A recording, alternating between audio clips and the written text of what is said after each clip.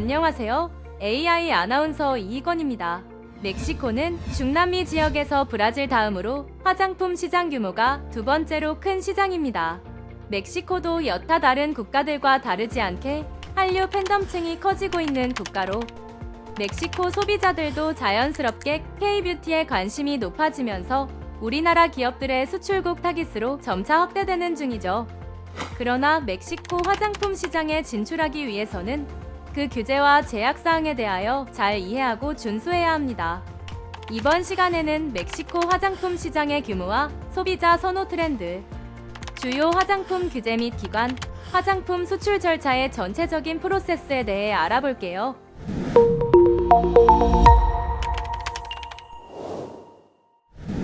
멕시코의 한류 동호회 회원수가 세계 2위라는 것 알고 계셨나요? 이와 더불어 화장품 소매 시장이 크고 수입액 또한 최근 3년간 연평균 23%의 상승세를 보였습니다. 브라질에 이은 남미 제2위 시장이죠. 그렇다 보니 아직 한국의 점유율은 3%에 불과하지만 한류의 팬덤 수가 폭증하면서 한국 점유율도 함께 상승할 것으로 기대되고 있어요. 한편 2021년 9월 동물실험 금지법 통과와 심플한 스킨케어의 선호도가 커지면서 멕시코 시장 또한 친환경과 비건이 중요 키워드로 자리 잡았습니다. 또한 멕시코는 온라인 구매 선호가 높아 전자상거래 이용률이 지속적으로 증가할 것으로 전망되고 있어 틱톡, 인스타그램, 온라인 마케팅과 같은 마케팅 전략을 수립하는 것이 중요하다고 할 수 있죠. 이번엔 좀 더 구체적으로 멕시코의 화장품 시장 트렌드에 대해 알아보겠습니다. 첫 번째, 프리에이징입니다. 멕시코에서는 화장품에 사용되는 합성 화학물질과 그 부작용에 대해 점점 관심이 높아지고 있는데요. 그래서 더 좋은 성분이 들어가는지 따져가며 선호하는 현상이 나타나고 있죠. 이와 함께 조기 노화 관리에 대한 관심이 늘어가고 있고 일시적인 효과가 아닌 프리에이징을 위해 예방 차원의 초점을 둔 스킨케어 제품군에 대한 수요가 늘어나는 중입니다. 두 번째, 기후적 특성입니다. 멕시코는 햇빛이 강한 지역입니다. 따라서 피부염이나 기미 등의 피부 문제를 겪는 소비자들이 많다고 해요. 실제로 멕시코에서 선케어 제품군의 수요가 계속해서 늘어나고 있고 국민들이 자외선 차단의 필요성에 대한 인지가 확대될수록 관련 수요는 꾸준히 이어질 것으로 전망하고 있습니다. 세 번째, 스키니멀리즘입니다. 스키니멀리즘은 스킨과 미니멀리즘의 합성어로서 최소한의 스킨케어 루틴으로 피부를 관리하는 트렌드를 뜻하는데요. 이에 맞춰서 올인원 제품에 대한 수요가 지속적으로 증가하고 있죠. 특히 상대적으로 뷰티에 대한 관심이 낮은 남성들이 피부 관리에 관심을 가지기 시작하면서 남성 제품의 이러한 경향성이 두드러지고 있습니다.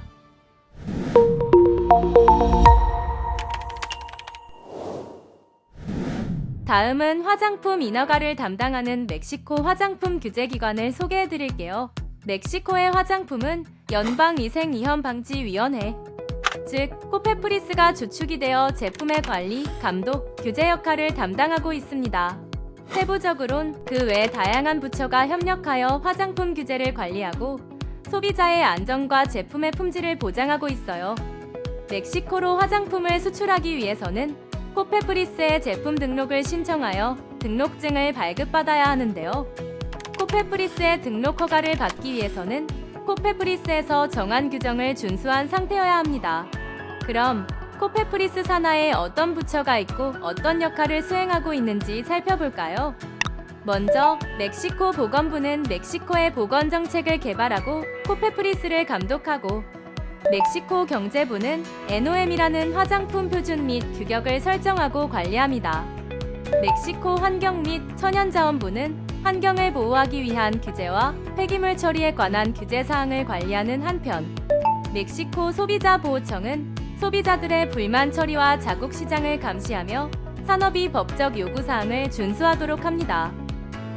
지금까지 규제 기관들을 살펴봤으니 다음으로 멕시코 화장품 규정들은 대표적으로 어떤 것들이 있는지 살펴볼게요.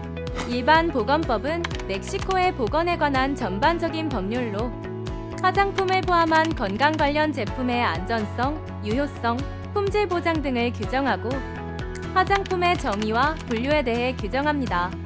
건강용품에 관한 규정은 화장품을 포함한 건강 관련 제품의 등록 및 승인 절차를 규정하고 있고요. 거기에 화장품의 안전성과 효능을 보장하기 위한 규정과 제조업체의 GMP 준수도 규정하고 있습니다. NOM은 멕시코의 공식 표준 규격으로 화장품의 완제품 규격에 관한 세부 사항을 다루는데요. 대표적으로 화장품의 라벨링 규정과 향수 및 화장품의 제조, 저장 및 운송에 관한 위생 요건, 제조 시설의 GMP 요건이 해당합니다. 소비자 보호법은 소비자의 권리를 보호하며 불만 처리 절차를 규정하고요. 또한 화장품 광고에서 허위 또는 오도하는 정보 제공을 금지하고 있죠. 화장품을 수출하기 전 제품이 화장품 범위에 포함되어 있는지, 어떤 제품으로 분류되는지 확인하는 것은 필수적인데요. 다음으로 멕시코 화장품의 정의와 분류를 알아보도록 하겠습니다. 멕시코는 화장품을 다음과 같이 정의하고 있는데요. 사람의 신체 외부에 사용되는 물질이나 제품으로 특히 피부, 모발, 손톱, 입술, 외부 생식기, 치아 및 구강 점막을 청결하게 하고 미적 효과를 제공하며 냄새를 제거하고 신체를 보호하며 좋은 상태로 유지하거나 좋은 냄새를 주기 위한 목적의 제품이라고 합니다. 이때 인체의 섭취, 흡입, 주입 또는 이식하기 위한 물질이나 혼합물인 경우는 화장품으로 분류되지 않습니다. 다음으로 화장품을 분류하는 분류 기준을 살펴볼까요? 멕시코는 화장품을 크게 사용 목적에 따른 분류와 제형에 따른 분류로 화장품을 분류하고 있으며 화장품의 분류와 명칭도 수록되어 있으므로 잘 확인하셔야 합니다. 먼저 사용 목적에 따른 분류입니다. 멕시코의 화장품은 사용 목적에 따른 분류를 헤어 제품, 눈과 눈썹 제품, 얼굴 및 바디용 제품, 손과 손톱용 제품, 아로마 콜로지 제품으로 분류하고 있습니다. 다음으로 제형은 오일, 밤, 캡슐, 크림, 에멀전, 폼 등 총 25개로 나뉘어진다는 것 알아두세요. 이번에는 화장품이 어떻게 규제되고 있는지 규제 체계를 살펴보도록 하겠습니다. 멕시코의 경우 색소, 보존제, 자외선 차단제 등 특별한 관리가 필요한 성분은 포지티브 시스템으로 관리하며 허용되는 성분 목록을 정해놓고 성분별 사용 농도 및 사용 조건 등을 제한하고 있습니다. 이 경우에는 해당 목적으로 사용할 때 정부에서 정한 성분 이외에는 사용할 수 없도록 제한하고 있어요. 이외 나머지 성분은 업체의 책임하에 안전성 등을 확보하여 사용할 수 있도록 네거티브 시스템으로 관리하고 있습니다. 다음으로 라벨링 규정을 알아보겠습니다. 멕시코의 화장품에는 반드시 기재되어야 하는 필수 기재 사항이 있는데요. 멕시코 화장품에는 제품명, 목적 또는 용도, 성분 목록, 사용 방법, 제조업체 및 유통업체 정보 등의 사항들이 반드시 기재되어야 합니다. 해당 규정은 NOM 표준으로 규제가 되고 있어요. 무엇보다 중요한 것, 라벨의 모든 정보는 스페인어로 기재하여야 해요. 만약 스페인어가 아닌 다른 언어를 기재하려면 스페인어와 함께 병기해야 합니다. 또 라벨에는 코페프리스에 의해 부여된 제품 등록 번호를 제품에 표기해야 하고요. 이와 더불어서 제품 및 포장재의 재활용 가능 여부에 대한 정보를 포함하고 있어야 하며 수입된 화장품의 경우 수입업체의 이름, 주소 및 연락처를 기재하여야 합니다. 다음으로는 멕시코 안전성 평가 시험법에 대해 살펴볼게요. 멕시코 식약처에 제품 등록을 하기 위해서는 안전성을 입증하는 서류 제출이 필요한데요. 소비자의 건강 보호를 위해 화장품 사용 시 발생할 수 있는 부작용이나 위험을 최소화하고 제품이 규정된 안전 기준을 준수했는지 확인하는 절차라고 할 수 있죠. 멕시코 안전성 평가에 대한 규격은 NOM에서 확인할 수 있고 이를 살펴보면 ISO, OECD와 같은 국제 기준을 참고하여 시험법을 설정하고 있다는 것도 참고하시면 좋을 것 같습니다. 그렇다면 어떤 항목을 평가하게 될까요? 피부나 신체의 자극성을 시험하는 독성학적 평가, 미생물의 종류나 병원성 미생물의 존재 여부를 검사하는 미생물학적 평가가 있습니다. 또 다양한 조건에서 유통기한 동안 안정적으로 유지되는지 확인하기 위한 안전성 시험이 있고요. 성분이 피부를 통해 흡수되는 정도를 테스트하는 피부 흡수 시험, 실제 사용 조건에서 평가하는 인체 적용 시험이 있습니다. 이 5가지 항목을 통과해야 식약처에 제품 등록을 할 수 있다는 사실 꼭 기억해 주세요.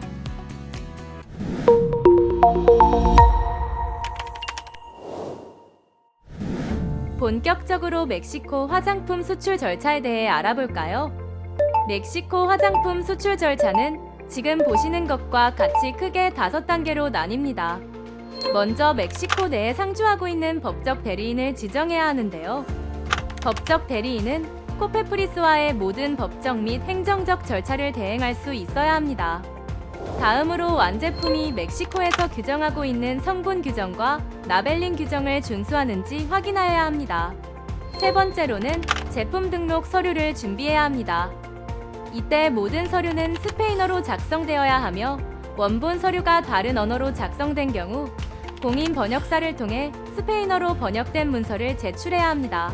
서류 제출이 미흡할 경우 보완을 위해 서류 제출이 추가로 요구될 수 있기 때문에 신속한 등록을 위해서는 제출 서류 항목을 미리 살펴보고 정확하게 준비하는 것이 중요합니다. 제품 등록 서류가 모두 준비되었으면 코페프리스에 제품 등록을 신청하고 등록증을 취득할 수 있어요. 등록증의 유효기간은 5년이며 제품을 계속해서 판매하기 위해서는 유효기간이 만료되기 최소 3개월 전에는 갱신 신청을 통해 기간을 연장해야 하고요. 코페프리스로부터 제품 등록증까지 취득을 완료하였으면 비로소 멕시코로 제품을 유통할 수 있게 됩니다. 그럼 제품 등록에 필요한 제출 서류의 항목들을 살펴보도록 하겠습니다. 첫 번째로 제품 등록 신청서예요. 신청서에는 신청인의 정보, 제품명, 제품의 범주, 제조자 정보 등이 포함되어야 하는데요. 신청서 양식은 코페프리스 웹사이트에서 다운로드하실 수 있습니다. 두 번째로는 제품 기술 파일입니다. 해당 파일에는 제품의 목적과 사용법, 사용 대상과 주의사항 정보를 포함해야 하고 제품을 구성하는 전성분 정보를 포함해야 합니다. 전성분 정보로는 각 성분의 INCI명과 함량, 원료 공급업체 등과 같은 정보를 포함해야 합니다. 추가로 제조 공정도를 통해 제품의 제조 방법과 품질 관리 절차 정보도 포함해야 하죠. 세 번째는 안전성 데이터입니다. NOM에서 정하는 규격의 안전성 데이터로 제품의 안전성을 입증해야 합니다. 해당 서류는 제품 등록 당시 제출이 요구되진 않지만 당국에서 추후에 요청할 때 반드시 제출되어야 하기 때문에 미리 구비해두는 것이 좋습니다. 네 번째로 미생물 시험 성적서로 미생물 한도 시험 결과와 보존제 효능 시험 결과를 통해 제품의 안정성을 입증해야 합니다. 다섯 번째로 제품의 용기와 단상자 아트워크를 제출해야 합니다. 해당 아트워크를 통해 필수 정보들이 모두 기재되어 있는지, 규제를 벗어나는 광고 문구가 있는지 확인하기 위해서죠. 만약 효능에 대한 문구를 사용할 경우엔 이것을 입증할 수 있는 효능 보고서 제출이 요구될 수 있어요. 여섯 번째로 제품 홍보에 사용할 모든 광고 문구와 마케팅 계획을 보고해야 하는데요. 만약 광고에 사용된 문구가 증거가 필요할 경우 입증 자료가 요구될 수 있습니다. 일곱 번째, 제조업체 및 품질 관리 정보입니다. 제조 공정은 NOM 059 SSA 2015에서 기술하는 GMP 요건을 충족해야 하기 때문에 ISO 22716과 같은 국제 기준의 GMP 인증서를 통해 제품의 제조 공정이 적절한 품질 관리 기준을 준수하고 있음을 증명해야 합니다. 추가로 만약 제품의 특정 효능에 대해 광고 문구를 사용하고자 하는 경우 그 효능에 대한 입증 자료를 제출해야 하는데 임상 시험 결과 데이터를 통해 그 효능에 대한 입증이 가능하다는 거 참고해 주세요. 마지막으로 해외에서 수입되는 제품의 경우 수입 허가증이 필요하며 해당하는 경우 특허 증명서와 이전에 받은 규제 승인서가 있다면 다른 국가의 승인서 등의 제출이 필요할 수 있습니다. 그럼 만약 등록 완료 후 제품 관련하여 변동사항이 발생하면 어떻게 해야 할까요? 세 가지 상황에 따라 설명해 드리도록 하겠습니다. 먼저 신규 등록 신청이 필요한 변경 사항입니다. 지금 보이는 항목들이 변경될 경우에는 반드시 신규로 등록해야 하는데요. 제품명, 사용 목적, 유통기한 등이 해당됩니다. 이와 같은 변경 사항이 발생하면 즉시 코페프리스에 보고하고 필요한 경우 재등록 절차를 진행해야 합니다. 만약 변경 사항이 관련 규정을 충족하지 않을 경우 제품 판매가 중단될 수 있다는 점도 유의하셔야 해요. 신규 등록 없이 통보나 수정만으로 가능한 경우도 있는데요. 제품의 기본적인 특성에 영향을 미치지 않는 경미한 변경 사항은 신규 등록 없이 진행이 가능합니다. 포장 디자인이나 제조사의 정보, 로고 변경 등의 경우죠. 이런 항목들은 코페프리스에 통보만 하면 되고 별도 등록은 필요하지 않습니다. 단, 통보 후엔 내부 문서로 기록을 남겨서 향후 점검 시에 제출할 수 있도록 준비해주세요. 마지막으로 제품의 성분이나 제조 공정, 제품 외관에 대해서는 등록증 발급 이후 허가기관에 보고해야 합니다.